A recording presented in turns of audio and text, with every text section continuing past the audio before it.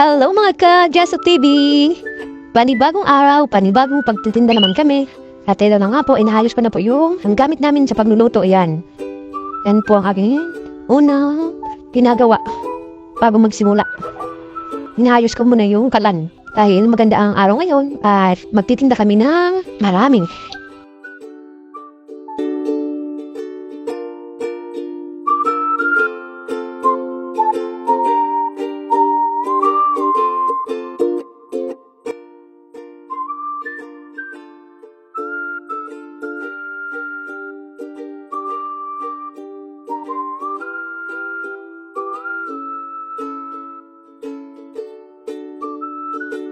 At ito na nga po, naayos ko na yung mga gamit namin.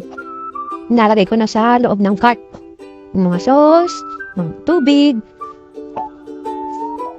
Yan. Naayos ko na sa kanilang paglalagyan. Ganyan yung ginagawa namin araw-araw kapag kami ay nagtitinda. Yan. Inaayos na namin sa kanya-kanya nilang paglalagyan. Alam niyo mga kachuchay, masaya kami dito sa aming munting negosyo.